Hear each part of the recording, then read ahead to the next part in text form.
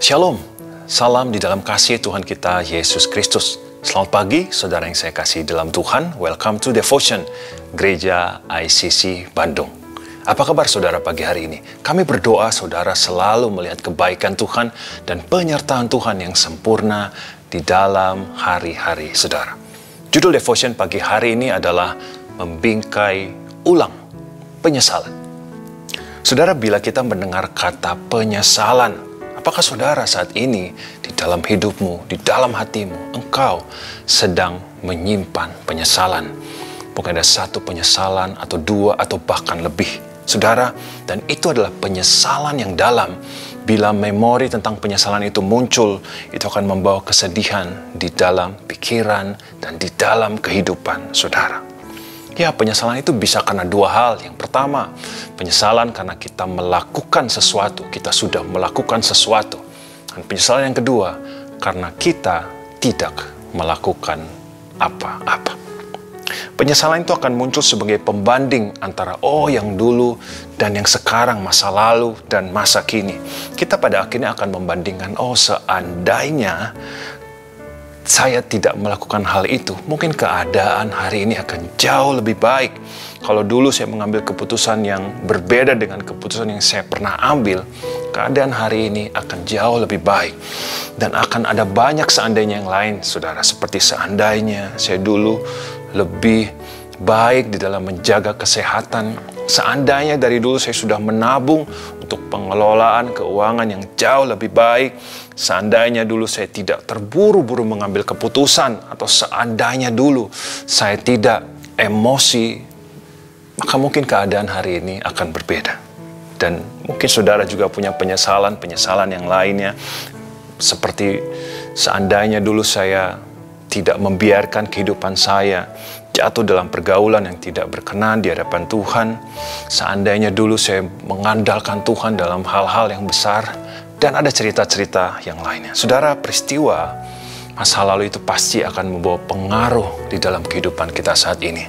Bila peristiwa itu adalah positif, itu akan membawa kepuasan dan kebahagiaan. Tapi sebaliknya, bila itu adalah hal yang kita anggap tidak baik, itu akan membuat kita merasa sedih, merasa gagal, dan juga kecewa. Saudara, di Alkitab ada juga tokoh-tokoh besar yang pernah memiliki penyesalan.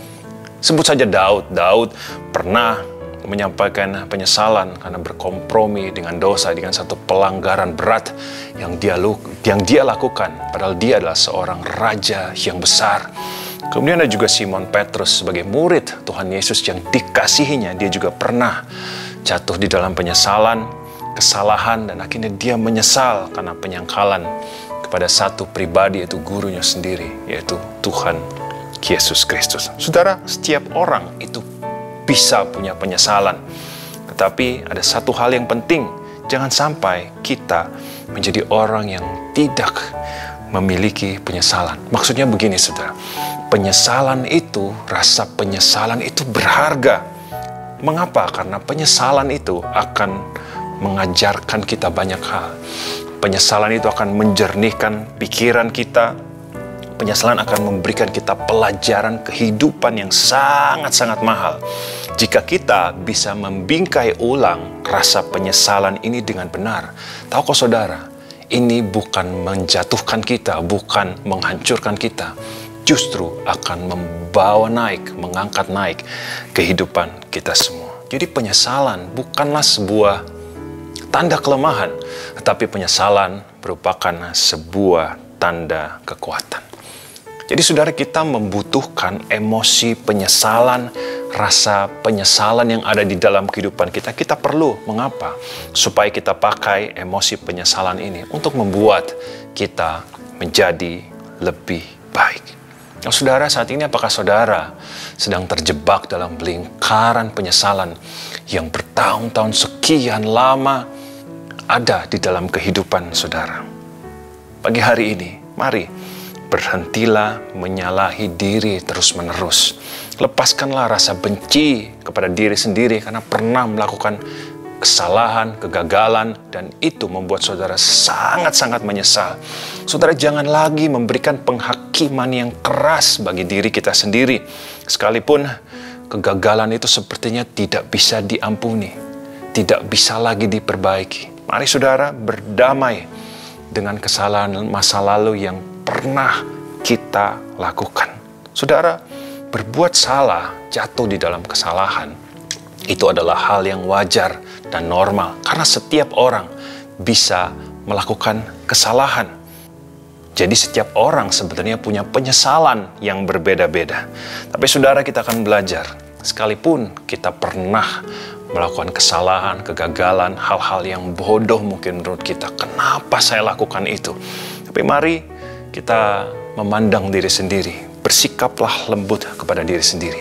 Ampunilah diri kita sendiri. Jangan sampai penyesalan itu akan terus-terusan menggerogoti kehidupan kita, akhirnya merusak hidup kita.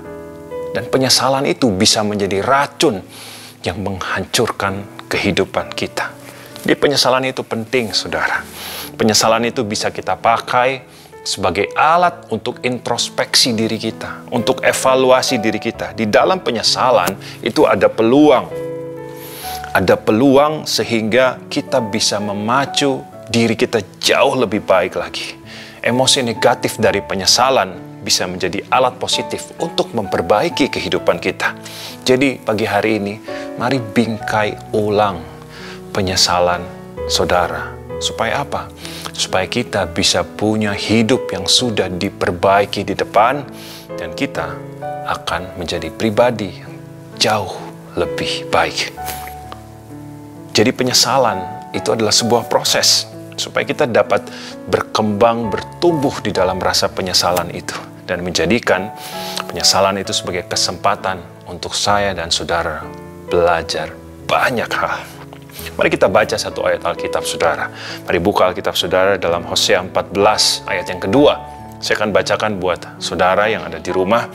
Bawalah sertamu kata-kata penyesalan dan bertobatlah kepada Tuhan. Katakanlah kepadanya, ampunilah segala kesalahan sehingga kami mendapat yang baik. Maka kami akan mempersembahkan pengakuan kami. Firman Tuhan pada pagi hari ini melalui Hosea 14 ayat 2 memberikan nasihat kepada kita. Mari bawalah kata-kata penyesalan, tetapi itu kita bawanya kepada Tuhan. Jadi datanglah kepada Tuhan dengan membawa kata-kata penyesalan. Apa kata-kata penyesalan saudara pagi hari ini? Tentang kejadian yang sudah pernah terjadi, tentang hal-hal yang seharusnya tidak kita lakukan tapi kita lakukan, membawa kekecewaan, segala hal yang ada tersimpan di dalam hati saudara tentang penyesalan. Mari buka semua, keluarkan dan sampaikanlah kepada Tuhan. Datanglah kepada Tuhan. Saudara, mengapa kita harus membawa kata-kata penyesalan kita kepada Tuhan? Supaya ini saudara, supaya kami mendapat yang baik, supaya kita bisa melihat bahwa sesungguhnya Tuhan yang kita sembah, Tuhan yang kita tinggikan setiap hari adalah Tuhan yang bisa mengubah hari esok. Sekalipun kita pernah berbuat kesalahan, sekalipun kita bisa jatuh di dalam kegagalan di masa lalu, tetapi ketika kita datang kepada Tuhan, kita akan bisa melihat hal-hal yang baik. Yang lama sudah berlalu, tapi sesungguhnya yang baru akan kita lihat di dalam Tuhan. Saudara, nggak apa-apa kita pernah melakukan kesalahan. Coba kita lihat sisi baiknya.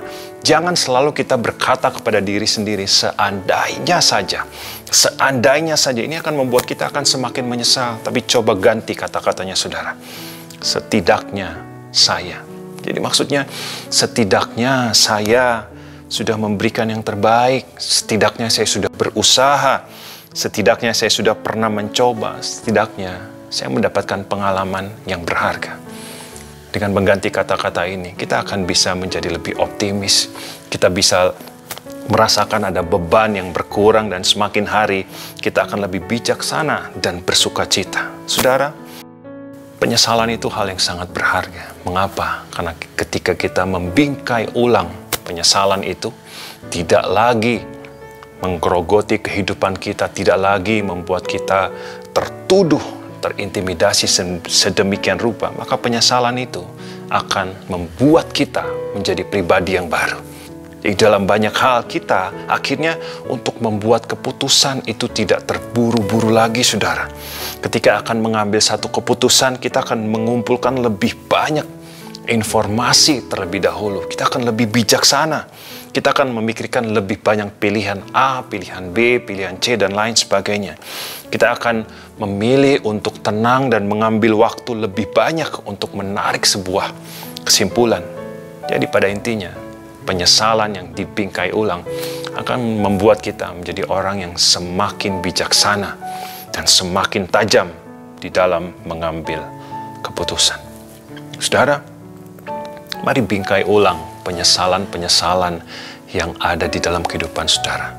Coba saudara daftarkan kembali apa saja yang saya sesalkan. Penyesalan terbesar saya apa? Apakah penyesalan itu menghambat kemajuan di dalam hidupmu? Atau mungkin penyesalan itu benar-benar membuat kesedihan yang berkepanjangan, kekecewaan yang berlarut-larut. Mari pagi hari ini bingkai ulang penyesalan saudara. Bawalah kepada Tuhan dengan kata-kata penyesalan. Dan lihatlah kebaikan Tuhan akan bekerja di dalam kehidupan saya dan saudara. Amin. Mari kita satu di dalam doa. Mari kita berdoa. Tuhan Yesus, pada pagi hari ini kami bersyukur Kau Tuhan yang berkuasa, bahkan Kau Tuhan yang berkuasa mengubah kehidupan kami. Kami berdoa saat ini Tuhan, pengampunan Tuhan turun atas kami semua. Mengampuni setiap kesalahan di masa lalu, hal-hal yang salah yang pernah kami lakukan. Dan saat ini kami berdoa Tuhan, pengampunan Tuhan, penghiburan Tuhan, kelepasan yang datang dari Tuhan, memerdekakan setiap pribadi. Kami bawa Tuhan, setiap kata-kata penyesalan kami diikuti dengan pertobatan di hadapan Tuhan. Dan kami percaya Tuhan yang baik, yang tidak pernah meninggalkan kami. Tapi saat ini kami percaya terjadi pemulihan demi pemulihan. Dan kami percaya ada masa depan yang penuh pengharapan di dalam Tuhan. Tuhan Yesus, pulihkan segala sesuatu pagi hari ini. Dan kami hanya bawa nama doa ini di dalam satu nama Tuhan kami, Yesus Kristus. Mari semua yang percaya sama-sama katakan, amin. Saudara yang saya kasih dalam Tuhan, demikianlah devotion pada pagi hari ini. Selamat pagi, sampai jumpa. Tuhan Yesus memberkati.